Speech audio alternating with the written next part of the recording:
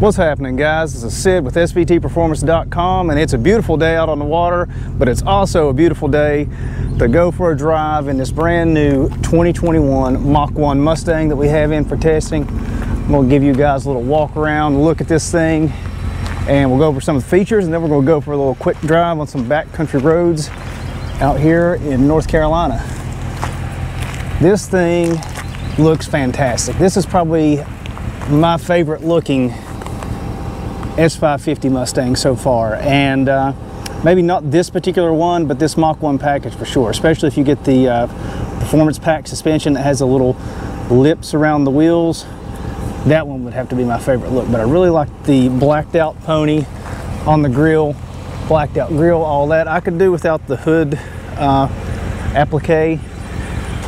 Side straps are not bad. I would probably take that hood one off like George from MGW did with his car.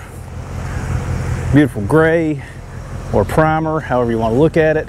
And I do like how we have orange in the decals on the sides, on the calipers, and it carries over inside into the seats. Of course, this one doesn't have the Recaros, but that's okay. Still, you get the nice interior with the Mach 1 package with the softer touch door panels and all the vinyl trim on everything. This is my only real problem with this particular car. I'm not a huge fan of an automatic Mustang. I don't really drag race a lot, and I prefer to roll my own gears. And because this one's an automatic, it didn't come with the performance pack suspension, which I would really like to have, or the rear seat delete and all that kind of stuff. That's the way I would order a Mach 1, but still, this thing, you can't complain. It looks really good. I like these particular wheels. They look a lot like the Performance Pack 2 wheels. They may actually be the same thing, but I don't think they're quite as aggressive as those old Performance Pack 2 wheels are. You get nice Michelin Pilot Sport 4S's, 255s in the front. I think these are 275s in the back with your basic suspension package. I really like the quad tip exhaust. It looks really good on this car, which I'm leaving running because it is very warm outside today. I like how the spoiler and the mirrors are both this gray color, different gray color than the gray color of the body. I like that, breaks it up a little bit, looks really nice, matches the wheels. But let's take a look under the hood. That's something that really makes the Mach 1 stand out, at least in my opinion.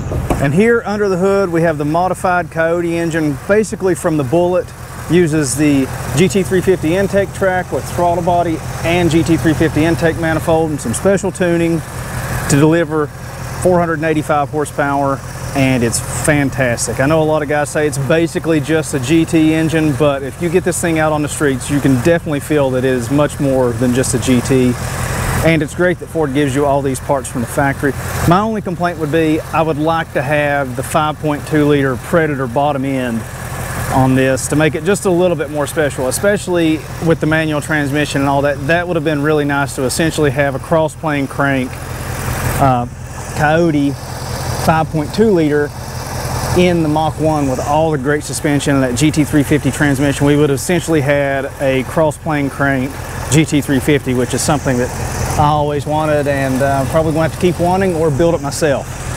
But under the hood, this is what you get, and it is a fantastic package in a car that looks great, runs great.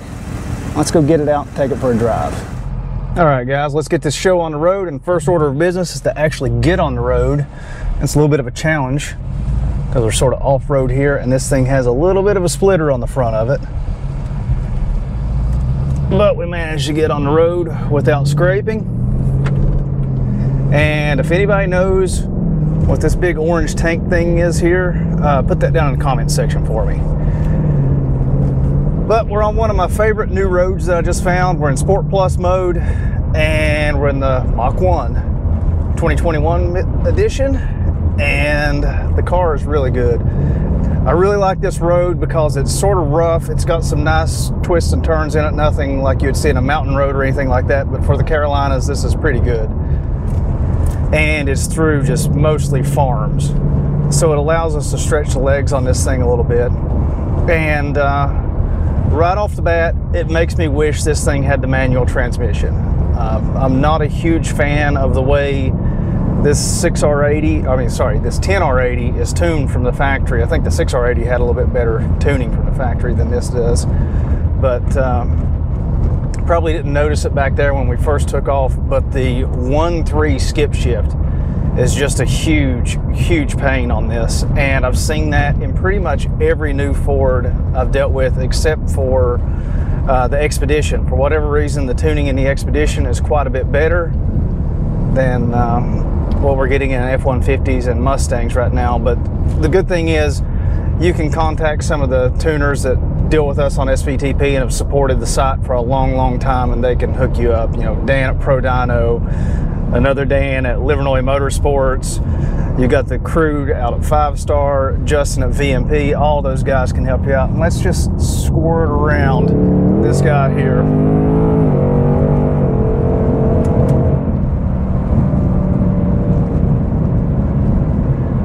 And as you can see, that is one of the highlights of this car. This thing has great power, and don't let anybody tell you that, oh, it's just a GT. No, there's definitely some more under the hood with the upgrades that come with the Mach 1 engine. This is basically the same motor that was put into Bullet that we've told you about that we loved, stuffed it into the Mach 1. This car is essentially replacing 3 cars in Ford's lineup. So it's replacing the GT350, the Bullet, and the Performance Pack 2 cars. Because none of those are now available. It's all Mach 1 or nothing. Unfortunately, this one doesn't have the Mach 1 Performance Pack on it because it has the automatic. You can't get that, you know, with the really good suspension, really sticky tires. I mean, that car is 9/10 GT350. And the great thing about it is it doesn't give up that bottom end performance that we did in the GT350 with that high revving flat plane crank motor. It just left something to be desired on the bottom end. And this thing does not. This has plenty of grunt. And I really like the gauge cluster in this. It lets you know exactly where you are all the time without even really looking down. I can look straight out the windshield and know where I am in the rev range on this.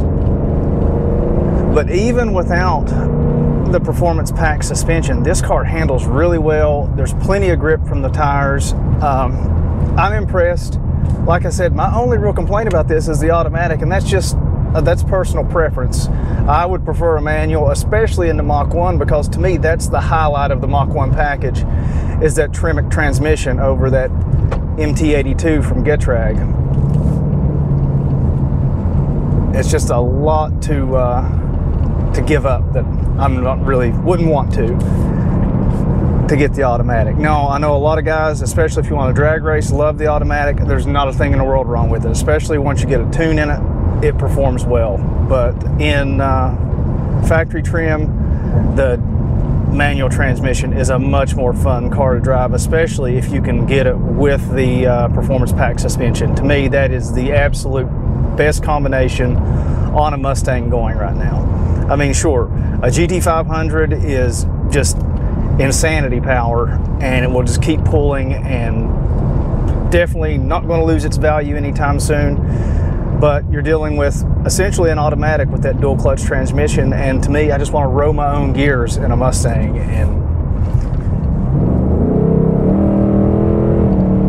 And since you can get that in a GT350, since you can get that in a Mach 1, that's the way I would go. I would get the Mach 1, and if I wanted that extra power of the GT500, you're a blower swap away on one of those cars. The 5-liter can handle, you know, a reasonable amount of boost. You want to stick with pump gas, you can run 8 to 10 pounds of boost, and it will live all day long at that. Be happy on 93 octane. If you want to run E85 and build a fuel system, you know, the sky's the limit, whatever you want to spend. But even in factory form, this car is really nice. It would make a fantastic daily driver. That's, to me, if I was going to buy a car to drive all day, every day, I'd get a V8 Mustang with a manual transmission. I know some of you guys that are stuck in traffic all the time are not a huge fan of manual, but you can see traffic's not really an issue here. So manual all day. Let's go down Horseshoe Road. We'll see exactly why they named it that. But you got the very nice big brakes.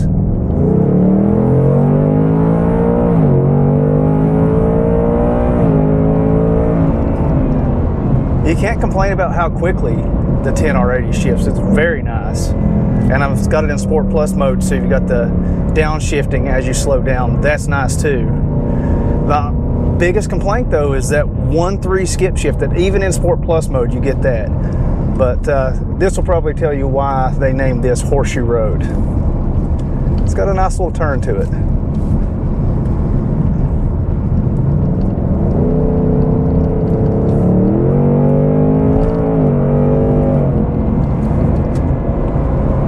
But that's how I would use this car.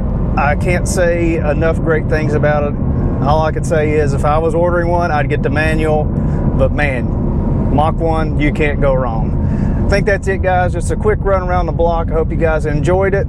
And as always, head over to svtperformance.com for all the latest news, reviews, and information on your favorite Ford-powered vehicles. And if you have any questions about this car, would like me to answer it for you, just post it over there in the article. The link is in the description below, and I'll do my best to answer it. Like I said in previous videos, I can't really answer all these questions on the YouTube comment section. I just can't keep up with it, but I pay a lot of attention to SVTP, so if you got any questions, post them over there. Thanks, guys. See you next time.